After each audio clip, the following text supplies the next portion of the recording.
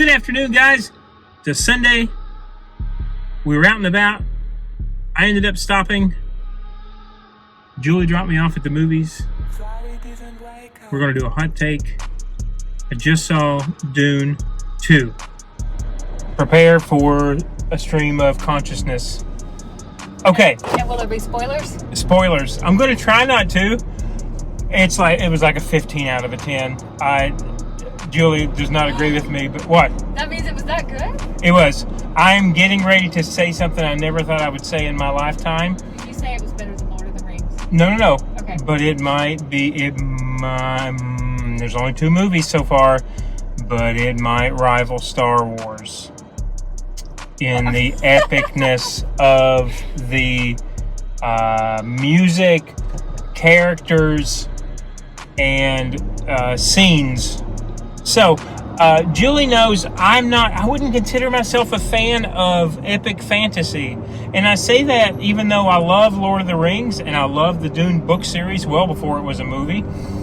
And I very much enjoyed Game of Thrones and have now finished all of those books too.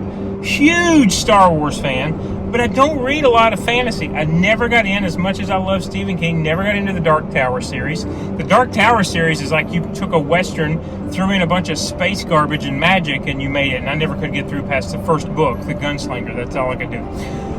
But DUNE was amazing. If you've not seen or read any of these, but you're a Game of Thrones fan, basically what George did was take all of good stuff from Tolkien, all of good stuff from Frank Herbert, which is the author of DUNE, and basically added in some Tudor English history and made Game of Thrones. That's exactly what it is. You'll see so many overlaps if you read those 3 authors that it won't be funny. But the Mount Rushmore for me has to be Tolkien and Frank Herbert. Those were the 2 that wrote these books so absolutely long ago. They created the genre. They have their own languages. They have their own species of things. And each one, in my eyes, Julie doesn't agree with me, are special in their own way. I do believe Tolkien stands alone. I will totally, wholeheartedly say that and admit that. I guess I have to put Harry Potter somewhere down along there, but that's so far down it's not even funny. There's only 2 authors, again, that's on the Mount Rushmore of epic fantasy. But what they have done here is an excellent job of showcasing it on screen. I have to compare it to Peter Jackson's version of Lord of the Rings, not The Hobbit, please not The Hobbit. And that's the reason why Tolkien stands alone, is because he has an epic fantasy in The Hobbit and the Lord of the Rings trilogy.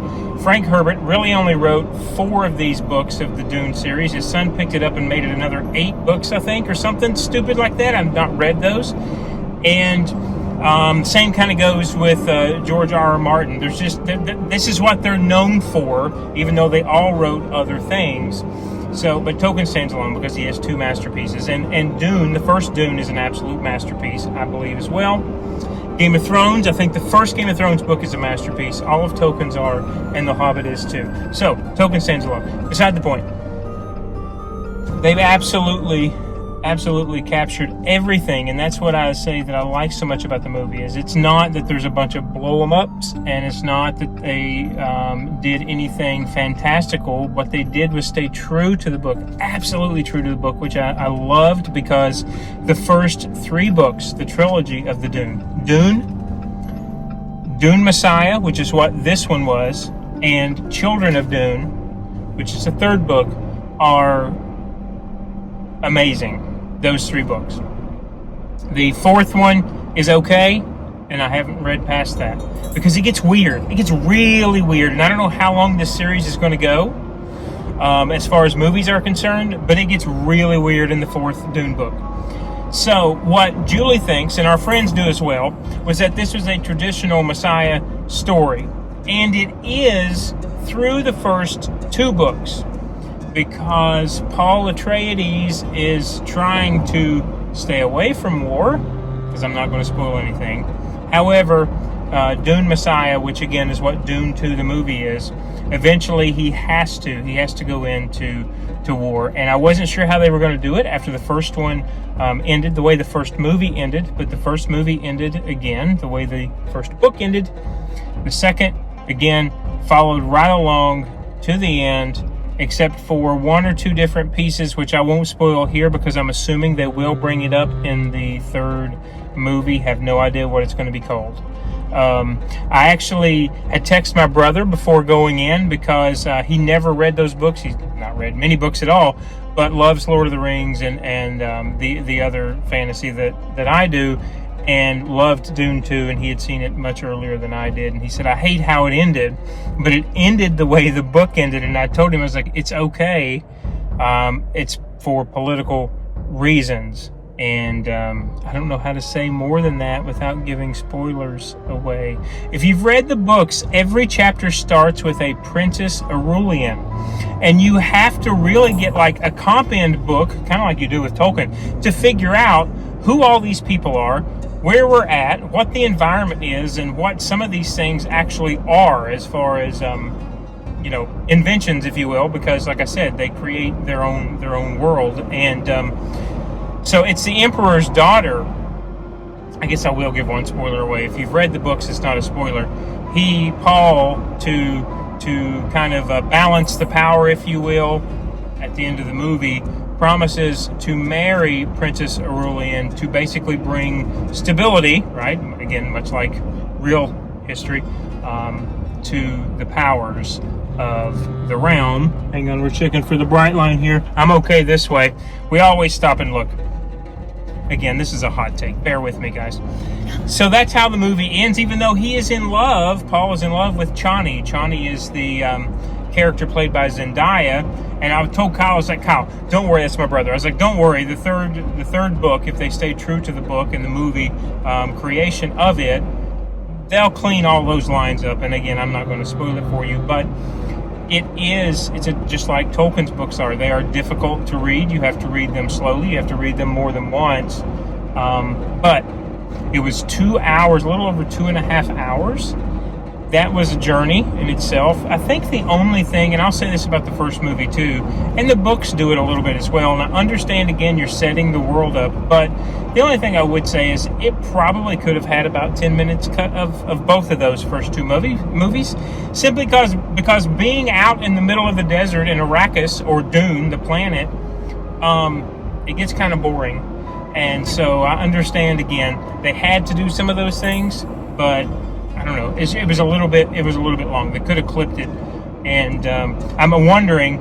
I'm thinking about the Lord of the Rings trilogy. I'm wondering if, much like Peter Jackson, once we get finished with this series, if they're going to release the quote-unquote unabridged versions or the lengthy versions that haven't been cut. I don't have no idea how long that would be, but they covered just about everything in the book. And again, those of you who were fans of Duncan Idaho, Jason Momoa's character, he was not in this movie. There is a reason for that, although Dune Messiah went over that. That was one of the pieces that was missing. However, other than that, it was epic, truly epic. It was really good, really well done. Nothing was hokey, even the sandworms. I wondered how they would do the sandworms, because if you've seen on HBO Max, if you guys have a subscription service to that, or saw the original Dune movie rendition back in like '84, which I have not. Sting is in that one.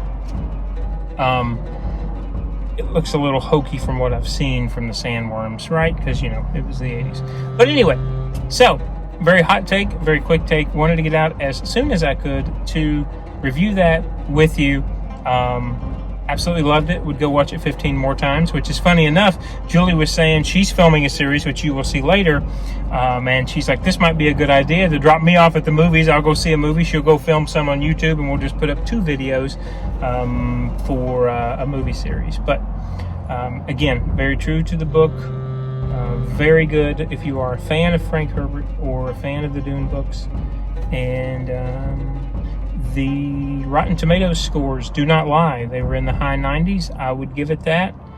And again, the 3, if you're going to watch fantasy, because I'm not a Star Trek fan, Lord of the Rings, the Peter Jackson version, the first 3 George Lucas Star Wars movies. And if Dune 3, the third part, comes out just as well, I would throw all 3 series up there at the same level. So we'll wait to see. I won't call it on that, but that's kind of how my gauge goes when it comes to fantasy. All right, so we're a little over 10 minutes. I think that's enough rambling for you today. Beautiful day outside, 73 degrees. We did get sun this morning, so this was a perfect way to spend the early afternoon watching Dune 2. I may do a few more of these. Depending on whether you guys like them or not. If you have any questions or suggestions of other reading material, I might give it a go. Although, like I said, I don't really consider myself a fantasy fan. Leave it down below. And, yeah, some comments, too. All right, that's going to call it, or excuse me, we are going to call it. Golly, I'm hungry, too. It's I've not had anything to eat. It's like 2:30. All right, take 2. We're going to call it here. I hope you have a good afternoon. Go watch Dune if you haven't seen it. I paid $8 for like a matinee type of deal on the weekend. Well worth it. I'll see you again soon. Have a good day, guys. Bonus footage. I'm going to kind of spin around. How many times did you watch The Lord of the Rings in the movies? Which one? Okay, the first, let's just do Fellowship. 36 times. 36 times? Oh my God. I don't know how much money they made off you. My mom saw it more in the theater than Wow. I did. She was ahead of me. She was probably close to 40 or more. I was only at 10. I was at 10. My brother, I think Would it you was. go see Dune 10 times? That's what I was getting ready to say. That's why I wanted to do some bonus footage. I wouldn't see, I don't know if I would see anything. 36? 36 times? Because there is not one flaw in Lord of the Rings. I agree with you. Totally agree with you. I mean, there's some bloopers, but as far as a perfect movie, The Fellowship of the Ring is my perfect movie. Did you know Sean Connery first got offered the role of Gandalf and turned it down? I don't know who that is. Gandalf? I know who Gandalf is. I don't know who. James Bond? I've never seen James Bond.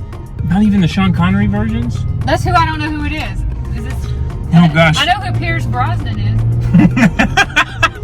You watch GoldenEye? Yeah, we never played saw that game. movie. I know that he was in James Bond. I don't know. Okay, who the well, other guy is. Anyway, I couldn't imagine anyone else being Gandalf, but I did read that the other day that he was offered that role before and turned it down. Anyway, why? I don't know. I could not see this 30. I don't know that I could see anything 36 times, especially at 2 hours and what is the Fellowship? It's like 2 hours 36. I think it's 3 hours. Okay. 3. I think I saw it 10 times when it came out. I could see Dune 10 times. Could totally, like no question, see Dune 10 times. How much of Dune was set in the sand? It was all set in the sand. Paul started out in the sand. I live on The sand. spice must flow. I need a movie to be more visually interesting than the friggin' sand. We live in the sand. Am I wrong? We do live on the sand, but the spice is in the sand, which in the book is just cinnamon. So I don't know what the whole. Although his eyes turn blue like it does in the book. How is the music in Dune? It's not John Williams, and it's not Hans Zimmer. Who did? So it's not visually appealing, and it's not auditorily. Who did Lord of the Rings? Oh my gosh! I can't believe I'm blanking on his name. Me too. All I can think is Hans Zimmer. Me too. That's what I was. Editing somebody. Drop it. Yeah, somebody. We'll put it down here below. The music is not. The music's not epic. I guess that's true. So it's not even Star Wars. No, but it is visually appealing. They do away with the bad guys. The Harkonnens are almost in a black and white gray, and then everything that has to do with Paul and the desert is all in bright light, like brighter. I don't know. I like the way they did it. So it's not only not visually appealing; it's actually visually overstimulating. A little bit. I don't. But I can handle that. I like a movie that's like green and blue. But you're right. It's not. There's not a. This is my main beef with Star Wars. An Imperial Everything March. is just brown, No. Bland, Depends on what. You've only ever seen it like on Hoth. You've never like looked at the ice planet. I shouldn't have to commit wait, to that a is a 6+ ice part planet. series in order to see something that's not sand. But it's a different. But it's like Star Wars is like a different planet every movie. I mean, If I except for want to see Star Wars, I'm going to Flight London. I don't get it. The sand dunes. The big sand piles. Wait, what are we talking about? Dune, or are we talking about Star Wars? Dune is the same thing. It's just piles. No, it's not. Piles of sand. We live at the beach. Piles We of might have sand. sandworms at that sand too. I'm not sure. Yeah, Paul Muad'Dib. He's Muad'Dib. He's the chosen one. He's the Lisan al-Gaib. I'm so happy. I don't know what language it is, but she's so happy that I went by myself to watch this. You went by yourself, and I'm so happy the movie made you so happy. It made me happy. I'm so happy. If I talk to our best friends in Charlotte, I guarantee they didn't go see it, and that makes me sad. Because you need to understand, I know everyone thinks that it's just this, he even dies in this one and comes back, but not really. But not really. Hang on. But well, that's why this one's called Dune Messiah. But find me a trilogy where somebody doesn't die and get resurrected. well, it's like the story of time. I mean, it's the most famous book, so everything else is based not on trilogy. it. That's not the word I mean. I'm talking about epic. Yeah. Actually, Like hero story. Yeah. Yeah. I know. It's. I think it's hard. I don't think our brains are capable of that because we get all that ingrained in us so early on that you have to come back from some sort of tragedy to, avenge something, right? Sevenfold. But that's not how it ends. Honestly, that's not how it ends. It is not a happy story. It is a tragedy. And if they do continue following the books, you will see that in the next one. So I'll leave it there. Our bonus footage is now almost at 6 minutes. I'm so happy that you are happy. I may go see it again. Hey, I can go out and do what I did today. Yeah? I would be just happy as a bug in a rug, but not to go see that movie. It'd be a perfect little Sunday for both of us. Yeah. I'll text you when we're done. Yeah. All right, guys. I promise this is going to be it. I'll see you again very soon.